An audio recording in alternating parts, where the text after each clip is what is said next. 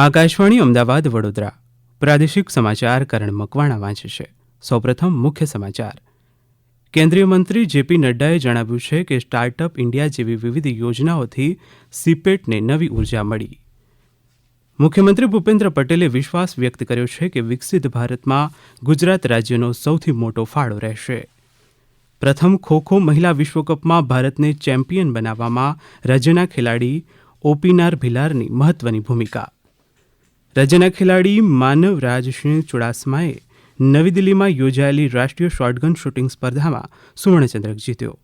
અને રાજ્યમાં આગામી 5 દિવસ લઘુત્તમ તાપમાન ઘટવાની શક્યતા નહિવત. સમાચાર વિગતવાર.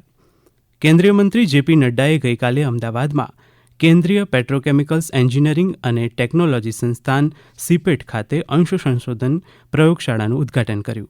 આ પ્રસંગે શ્રી નડ્ડાએ સીપેટને ખેતી અને આરોગ્ય ક્ષેત્રમાં એડવાન્સ સંશોધન કરવાની સલાહ આપી.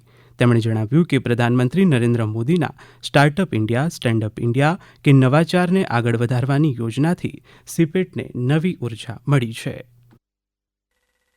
मुझे पूरा विश्वास है कि जिस तरीके से सिपेट ने अपनी यात्रा की है उसको एक नया पुश, एक नई ताकत, एक नई ऊर्जा प्रधानमंत्री मोदी जी के नीतियों ने उसको दिया है. फिर चाहे स्टार्टअप इंडिया हो, फिर चाहे वो स्टैंड अप इंडिया हो, फिर चाहे वो इनोवेशन के साथ साथ हमारे नए टेक्निकल विषयों को आगे बढ़ाने की बात हो, इन सभी चीजों के माध्यम से ये प्रयास हुआ है कि हम टेक्निकल वर्ल्ड के माध्यम से इन चीजों को हम एक नया रास्ता दिखा सके. મુખ્યમંત્રી ભૂપેન્દ્ર પટેલે વિકસિત ભારતમાં ગુજરાત રાજ્યનો સૌથી મોટો ફાળો રહેશે તેવો વિશ્વાસ વ્યક્ત કર્યો છે.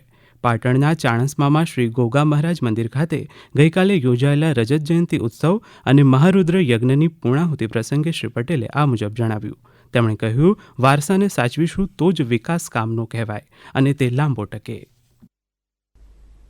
ગોગા મહારાજના ચરણોમાં અમે પ્રાર્થના કરીએ કે માનનીય વડાપ્રધાન શ્રીએ જે વિકસિત ભારતનો સંકલ્પ કર્યો છે તે આપણે બધા સાથે મળી અને સૌથી મોટી ગુજરાત લીડ લઈ અને સંકલ્પ પૂરો કરાવે એવી ગોગા મહારાજના ચરણોમાં પ્રાર્થના. દિલ્હીમાં રમાયેલા પ્રથમ ખો-ખો વિશ્વકપમાં ભારતીય મહિલા ટીમે નેપાળને 78-40ના નોંધપાત્ર સ્કોર સાથે પરાજય આપ્યો હતો.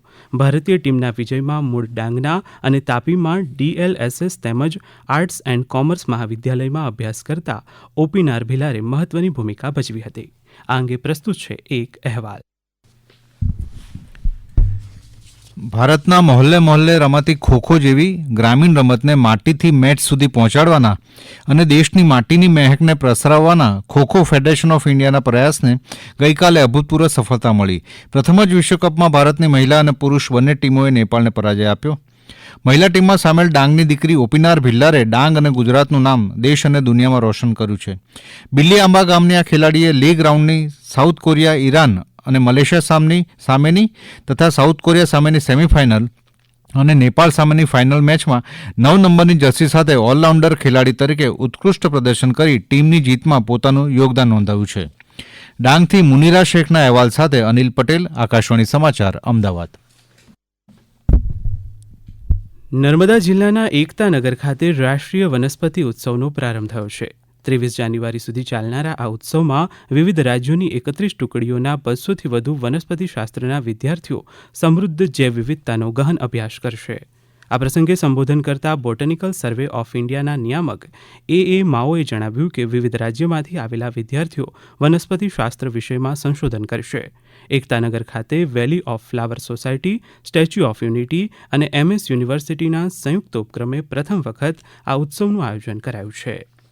રાજ્યના ખેલાડી માનવરાજસિંહ ચુડાસમાએ ગઈકાલે નવી દિલ્હીમાં યોજાયેલી 67મી રાષ્ટ્રીય શોટગન શૂટિંગ ચેમ્પિયનશિપ સ્પર્ધામાં સુવર્ણચંદ્રક જીત્યો છે. આ ખેલાડીએ રાજ્ય માટે પ્રથમ અને સતત ચોથો રાષ્ટ્રીય ચંદ્રક મેળવ્યો છે. આ સાથે જ રાષ્ટ્રીય ટીમમાં પ્રવેશ મેળવવા માટેની ટ્રાયલ્સ માટે પણ તેમની પસંદગી કરવામાં આવી છે. આ સમાચાર આપ આકાશવાણીના અમદાવાદ વડોદરા કેન્દ્ર પરથી સાંભળી રહ્યા છો. આ સમાચાર આપ અમારી YouTube channel AIR news Gujarat પર પણ સાંભળી શકશો. વધુ સમાચાર માટે આપ અમારા એક્સ હેન્ડલ AIR_news_ABAD ને ફોલો કરશો. સુરતમાં ગઈકાલે 86મી સિનિયર નેશનલ અને ઇન્ટર સ્ટેટ ટેબલ ટેનિસ ચેમ્પિયનશિપનો પ્રારંભ થયો છે. આ પ્રસંગે ઉપસ્થિત કેન્દ્રીય જળશક્તિ મંત્રી CR પાટીલે ટેબલ ટેનિસ ખેલાડી હરમિત દેસાઈના વખાણ કર્યા. તેમણે કહ્યું કે જેના મનમાં કંઈક કરી બતાવવાની ભાવના હોય તે જ વ્યક્તિ मैदाનમાં ઉતરે. ग्राउंड में उतरना हर किसी के बस की बात नहीं होती. जिसके दिल में एक तड़प है, जिसके मन में एक भावना है, कुछ कर दिखाने का जोम है, उत्साह है, वही वो ग्राउंड के अंदर आता है. और ग्राउंड के अंदर उतरने वाला जो खिलाड़ी होता है वो कभी कमजोर नहीं होता. અરવલ્લીમાં ખેલ મહાકુંભ અંતર્ગત મોડાસા ખાતે કરાટા સ્પર્ધા યોજાઈ હતી. આ પ્રસંગે નાયબ કલેક્ટરે વર્ષ 2036માં યોજાનારી ઓલિમ્પિક્સમાં જિલ્લાના ખેલાડીઓ પણ ભાગ લે તેવી આશા વ્યક્ત કરી હતી. આ અંગે રમતગમત અધિકારી પ્રકાશ કલસવાએ આ મુજબ જણાવ્યું. ખેલ મહાકુંભ 3.0 આજ રોજ જેબી શાહ ખાતે જિલ્લા કક્ષાની કરાટે સ્પર્ધાનું આયોજન કરવામાં આવ્યું, જેની અંદર માન્ય દેવેન્દ્ર પ્રકાશ મીના IAS પ્રાંત અધિકારી શ્રી મોડાસા સાહેબ હાજર રહ્યા, ખેલાડીઓને પ્રોત્સાહિત કર્યા અને આગળ ખૂબ વધવા માટેની વાત કરી. 200 જેટલી સંખ્યાએ ભાગ લીધો છે. ડાયરેક્ટ જિલ્લા કક્ષાની હોવાથી એટલે આ લોકો જીત્યા પછી રાજ્ય કક્ષાએ રમવા જશે. પરીક્ષા પે ચર્ચા કાર્યક્રમના પૂર્વે આયોજિત સમૂહ ચર્ચા સત્ર માટે અમદાવાદ, સુરત અને ખેડામાંથી 3 વિદ્યાર્થીની પસંદગી કરવામાં આવી હતી. જેમાં ખેડાના ભૂમેલ ગામના ધોરણ 9માં ભણતા વિદ્યાર્થી શ્રેયાંશ વર્માની પસંદગી થતાં તેમણે દિલ્હી ખાતે આ સત્રમાં ભાગ લીધો હતો. આ અંગે વિદ્યાર્થીએ પોતાનો પ્રતિભાવ આ મુજબ આપ્યો. तो मुझे काफी सारे गिफ्ट हैम्पर्स मिले, जिसमें सबसे इम्पोर्टेंट था नरेंद्र मोदी जी की एग्जाम वॉरियर्स बुक.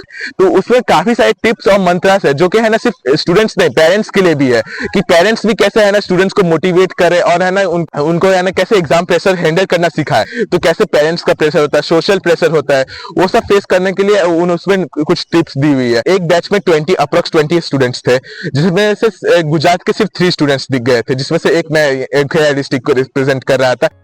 રાજ્યભરમાં આગામી 5 દિવસ લઘુત્તમ તાપમાનમાં કોઈ મોટો ફેરફાર નહીં થાય એમ હવામાન વિભાગે જણાવ્યું છે.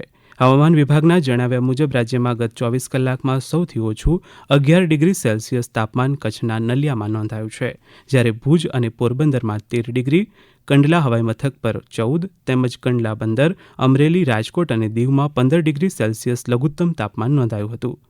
જ્યારે અમદાવાદમાં ગઈકાલે 18 ડિગ્રી અને સૌથી વધુ 19 ડિગ્રી સેલ્સિયસ તાપમાન ઓખા, વેરાવળ, વડોદરા અને સુરત શહેરમાં નોંધાયું હતું. કેન્દ્રીય રાજ્યમંત્રી નીમુબેન બાંભણિયાની અધ્યક્ષતામાં ભાવનગરની સમરસ ગર્લ્સ હોસ્ટેલ ખાતે ગઈકાલે માર્ગ સલામતી કાર્યક્રમ યોજાયો હતો. દરમિયાન શ્રીમતી બાંભણિયાએ માર્ગ સલામતી અંગે ધ્યાનમાં રાખવાની બાબતો અંગે માહિતી આપી હતી. અમદાવાદના નિકોલ ખાતે 16મો આદિવાસી યુવા વિનિમય કાર્યક્રમ યોજાઈ ગયો.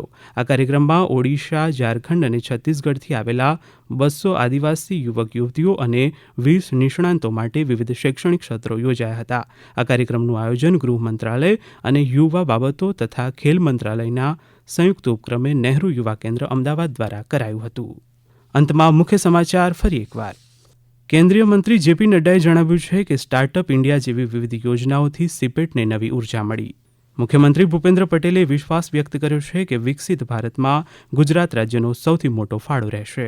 પ્રથમ ખોખો મહિલા વિશ્વકપમાં ભારતને ચેમ્પિયન બનાવવામાં રાજ્યના ખેલાડી ઓપીનાર ભિલારની મહત્વની ભૂમિકા.